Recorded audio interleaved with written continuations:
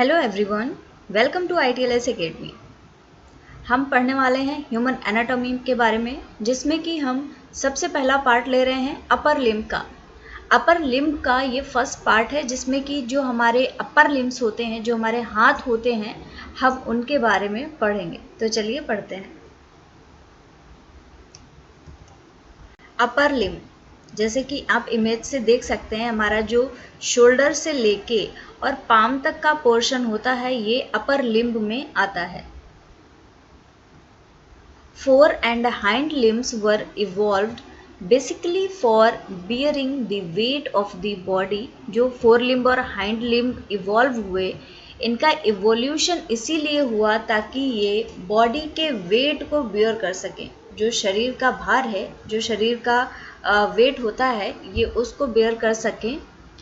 And for locomotion, locomotion क्या होता है? जो चलना फिरना है, एक मूवमेंट जो बॉडी करती है, उसके लिए locomotion as is seen in quadrupeds. For quadrupeds जो चार पैरों पे चलते हैं, जैसे कि मंकी है, कैट है, डॉग है, ये सब चार पैरों पे चलते हैं। तो इनमें लोकोमोशन के लिए हाथ और पैर दोनों का ही यूज होता है। ये चार पैरों से चलते हैं। The two pairs of limbs are therefore built on the same basic principles। और जो टू पेयर ऑफ लिम्स हैं, चार पैर जो बने, ये इसी बेसिक प्रिंसिपल पे बने कि ये लोकोमोशन में और बॉडी के वेट को बेयर करने में हेल्प करेंगे।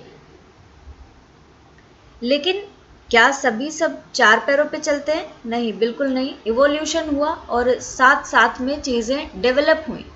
And with the evolution of erect posture in man, man कैसे हम लोग ह्यूमंस जो हैं वो सिंपली कैसे खड़े होते हैं? दो पैरों पे खड़े होते, हाथ और पैर। लिम्स तो यहाँ भी चार हैं, दो हाथ हैं, दो पैर हैं, लेकिन यहाँ पे दो मॉडिफाई हो गए हैं। आप हाथों पे नहीं चलते, हम ह्यूमंस हाथों का यूज़ चलने के लिए नहीं करते। जैसे ही इरेक्ट पोस्चर आया मैन में, तो यहाँ पे लिम्स का इवोल्यूशन हो गया। The function of weight bearing was taken over by the lower limbs. अब जो शरीर का भार सहने की क्षमता है, वो पूरी ही पूरी लोअर लिम्स के द्वारा ले ली गई। जो हमारे पैर होते हैं, वो हमारे शरीर के भार को, वजन को उठाते हैं। Thus the upper limbs, अब क्या मतलब है अपर लिम्स का? Specially the hands became free and gradually evolved into organ having great manipulative skills। जो हमारे हाथ हैं वो इवॉल्व होते गए धीरे धीरे, और बहुत सारी मैनिपुलेटिव स्किल्स इनके अंदर डेवलप हो गई। आज आप हाथों से सारे ही काम करते हैं, बहुत ज़्यादा मैनिपुलेट हो गए हाथ पैरों की तुलना में। The human hand is grasping tool, किसी भी चीज़ को पकड़ने के लिए आप इसका यूज़ करते हैं। And it is exquisitely adapted to perform various complex functions under the control of the brain. और आपके जो हाथ हैं, ये आपके ब्रेन के अकॉर्डिंग फंक्शन करते हैं। ब्रेन से जो भी इंफॉर्मेशन आती है, उसके अकॉर्डिंग ये रेस्पॉन्ड करते हैं और ब्रेन के कंट्रोल में वर्क करते हैं। देख सकते हैं आप यहाँ पे नेक से लेके आपको पाम तक का पोर्शन दिखाया गया है। तो नेक के पास में शोल्डर आता है, शोल्डर के बाद में आर्म आती है, आर्म के बाद में फोर आर्म एंड फिर हैंड। तो जो शोल्डर होता है, शोल्डर के पास में जॉइंट होता है एक ग्लेनोह्यूमेरल जॉइंट। यहाँ पे आप देख सकते हैं, इधर थोरेसिक वॉल है, रिब्स हैं, और शोल्डर के पास में आपका जॉइंट हो गया ग्लेनोह्यूमेरल जॉइंट। नेक्स्ट आता है एल्बो जॉइंट, और नेक्स्ट है रिस्ट जॉइंट। ये मेन जॉइंट्स होते हैं हैंड में। ये रिब्स हैं, और ये मैनुब्रियम ऑफ स्टर्नम, ये बॉडी का एक्सिस है। और यहाँ से आप एक हैंड का समझ सकते हैं, सेकंड हैंड का भी यही एक पूरा, दोनों ही हाथ सिमिलर होते हैं, दोनों में ही सेम चीज़ें होती हैं। Parts of the upper limb, upper limb के पार्ट्स क्या क्या हैं? We have seen that the upper limb is made up of 4 parts. जो अपर लिम्ब हैं, जो हाथ हैं, वो मेनली 4 पार्ट से मिलके बने होते हैं। पहला पार्ट है शोल्डर, दूसरा है आर्म और जिसको कि हम ब्रैकियम भी बोलते हैं, तीसरा है फोर आर्म जिसको कि जिसमें रेडियस अल्ना बोन्स होती हैं और जो हमारे हैंड से, हमारे पाम से डायरेक्टली अटैच होता है, इसको एंटी ब्रैकियम भी बोलते हैं। एंड लास्ट है हैंड और मैनस, हैंड को या पाम को मैनस भी बोला जाता है। तो ये 4 मेन पार्ट्स हैं जो कि अपर लिम्ब में होते हैं। देखिएगा यहाँ पे ये क्लैविकल बोन है जिसको कि हम कॉलर बोन भी बोलते हैं, उसके नीचे आता है स्कैपुला। फिर यहाँ पे आपका जो ह्यूमरस बोन है डायरेक्टली शोल्डर से अटैच रहता है। फिर जो आपका फोर आर्म है उसमें आती हैं 2 bones, ulna and radius. Next फिर आप हैंड पे आ जाते हैं, पाम पे, तो यहाँ पे कार्पल्स, मेटाकार्पल्स, फेलेंजेस, ये सारी यहाँ पे बोन्स होती हैं। यहाँ पे देखिएगा जो बोन के अंदर की चीज़ें हैं, एक यहाँ पे एक्रोमियन प्रोसेस होती है, पर्क्वाइड प्रोसेस होती हैं, ह्यूमरस, रेडियस अल्ना है और यहाँ पे मेटाकार्पल बोन्स हैं, कार्पल बोन्स हैं और फेलेंजेस हैं। तो ये स्ट्रक्चर्स इंपॉर्टेंट हैं, इन सब के बारे में हम बहुत डिटेल में भी पढ़ेंगे। हर एक बोन का अलग अलग स्ट्रक्चर और फंक्शन और फॉर्मेशन, सारी ही चीज़ें हम पढ़ेंगे। तो सबसे पहले हम डिस्कस करते हैं शोल्डर को। The shoulder region includes number 1 the pectoral और breast region on the front of the chest. जो शोल्डर होता है तो चेस्ट के फ्रंट में यहाँ पे पेक्टोरल रीजन होता है, जो चेस्ट वाला पार्ट होता है वो पेक्टोरल रीजन होता है पहले। दूसरा होता है एक्सिली और आर्मपिट, जो आर्मपिट होता है वो भी एक शोल्डर का ही पार्ट होता है। And next is scapular region on the back comprising parts around the scapula. Scapula कहाँ जो हमने पढ़ा, स्कैपुलर रीजन वहाँ पे एक बैक साइड में होता है जो कि स्कैपुला को सपोर्ट देता है। स्कैपुला आप ये देख सकते हैं, यहाँ पे दिखाया गया है। जो शोल्डर का मेन है, पहले क्लेविकल बोन जो है वो एससी जॉइंट से जुड़ी हुई होती है। फिर एक जॉइंट होता है एक्रोमियन होता है, greater tuberosity, bicipital groove, lesser tuberosity. एक अगला जॉइंट होता है ग्लिनो। तो ये पार्ट्स होते हैं शोल्डर के, जिसमें कि आपका जो पेक्टोरल रीजन है, एक्सिला है और स्कैपुलर रीजन है, ये मेन तरीके से शोल्डर को बनाते हैं। अगला पार्ट होता है आर्म। शोल्डर के बाद में आता है आर्म, जिसको कि अपर आर्म और ब्रैकियम भी बोलते हैं।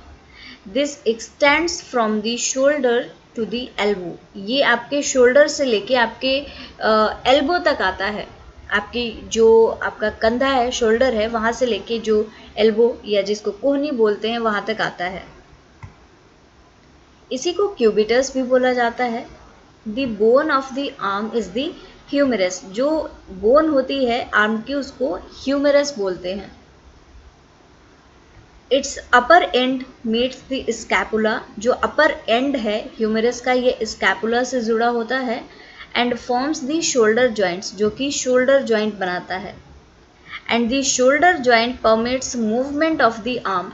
अब ये जो ह्यूमरस बोन है शोल्डर जॉइंट से इस तरीके से जुड़ी होती है कि इसका मूवमेंट आप देखते हैं आगे पीछे राउंड शेप में, कैसे भी आप अपने हैंड को मूव कर सकते हैं, जो कि इसी जॉइंट की वजह से पॉसिबल होता है।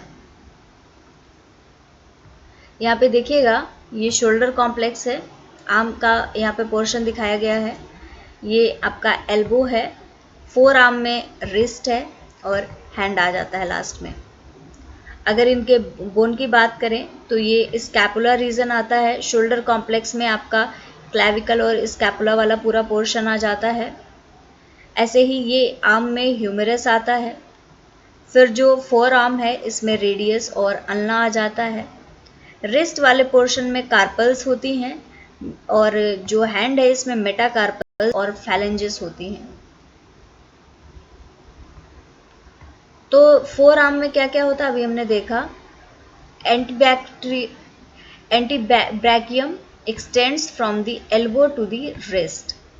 जो एंटीब्रैकियम होता है ये एल्बो से रिस्ट तक होता है, जिसको कि हम फोर आर्म भी बोलते हैं।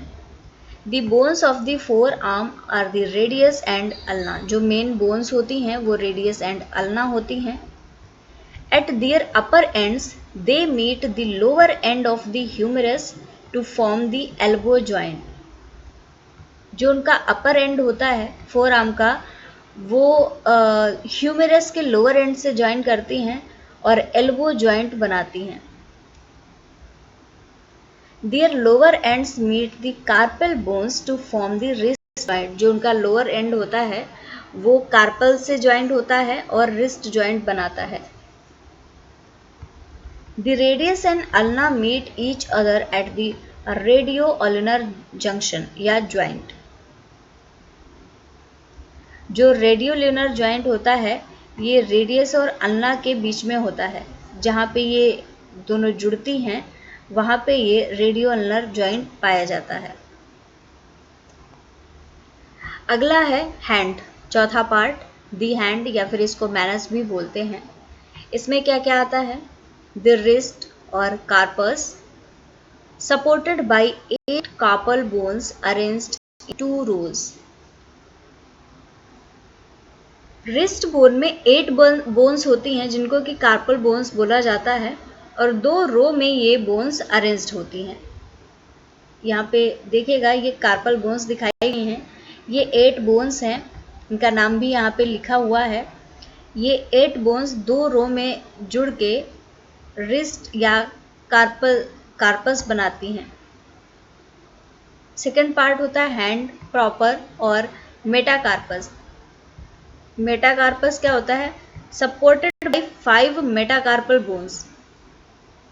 आपकी जो कलाई है, कलाई से जुड़ती हुई 5 बोन्स निकलती हैं, उन्हीं को हैंड प्रॉपर या मेटाकार्पस बोला जाता है। इनको मेटाकार्पल भी बोलते हैं और ये 5 इन नंबर होती हैं in one hand. Next 5 digit, जिनको कि हम थंब या फिर फिंगर मिला के बोलते हैं, जो 5 डिजिट्स होती हैं और इनको फेलेंजेस भी बोला जाता है। आप यहाँ पे हैंड की एनाटॉमी देख सकते हैं। कार्पल बोन्स हैं, सभी के नाम दिए हुए हैं। मेटाकार्पल बोन्स हैं, ये 5 जो बोन्स हैं ये मेटाकार्पल में आती हैं। नेक्स्ट होता है फेलेंजेस, जो आपकी उंगलियां हैं, उंगलियों के बीच में जॉइंट्स होते हैं, आप सभी देखते होंगे तो 3-3 आपको लाइनिंग दिखती हैं। ये मेटाकार्पल ये फेलेंजेस बनाती हैं, आपके डिजिट्स या उंगलियां बनाती हैं। Each finger is supported by 3 phalanges. हर एक फिंगर में 3 फेलेंजेस होते हैं, जिनको कि पार्ट्स आप बोल सकते हैं। एक फिंगर के 3 पार्ट्स होते हैं। But the thumb has only 2 phalanges. जो थंब है, जो अंगूठा होता है, इसमें सिर्फ 2 ही पार्ट या 2 ही फेलेंजेस होते हैं। There being 14 phalanges in all. Total 14 phalanges पाए जाते हैं। The carpal bone from the wrist joint with the radius. जो कार्पल बोन होती है रिस्ट की, वो रेडियस से ज्वाइन करती है। And intercarpal joints with one another. और जो इंटरकार्पल्स होती हैं वो एक दूसरे के साथ में ज्वाइन करती हैं। And carpometacarpal joints with metacarpals. जो इंटरकार्पल्स होती हैं वो मेटाकार्पल्स के साथ में कार्पो मेटाकार्पल ज्वाइंट के थ्रू जुड़ी हुई होती हैं। The phalanges from metacarpophalangeal joint with the metacarpals and interphalangeal joints with one another. जो phalanges होती हैं वो metacarpophalangeal joint बनाती हैं मेटाकार्पल्स के साथ में, और इंटरफेरेंजियल ज्वाइंट एक दूसरे के साथ में। जो phalanges हैं एक दूसरे के साथ में यहाँ पे जो जुड़ी हुई हैं ये इंटरफेरेंजियल ज्वाइंट्स होते हैं। Movements of the hand are permitted chiefly at the wrist joint. जो मूवमेंट होता है हैंड का वो रिस्ट की पास से ही इसका आप मूवमेंट कर पाते हैं। And the thumb moves at the first carpometacarpal joint. जो थंब है ये जो फर्स्ट इसका कार्पो मेटाकार्पल जॉइंट होता है वहाँ से ये मूव करता है। And each finger as its metacarpophalangeal joint, और जो हर एक जो फिंगर होती है, जो थंब है, वो कार्पोमेटाकार्पल ज्वाइंट से मूव करता है, और जो फिंगर होती हैं वो मेटाकार्पोफैलेंजियल ज्वाइंट से मूवमेंट करती हैं।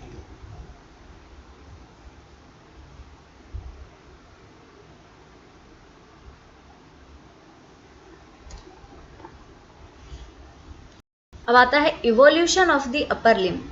अपर लिम्ब का इवोल्यूशन कैसे हुआ? इवोल्यूशन का मतलब होता है ग्रेजुअल डेवलपमेंट, धीरे धीरे progressive development. So the four limb have evolved from the pectoral fins of fishes. हम सबने कहीं ना कहीं ये पढ़ा ज़रूर है कि जो लाइफ, जो जीवन की उत्पत्ति हुई है पृथ्वी पे, वो मैरीन एनिमल्स से हुई। मैरीन में क्या आते हैं? फिशेस होती हैं। तो फिशेस में पेक्टोरल फिन्स पाए जाते हैं।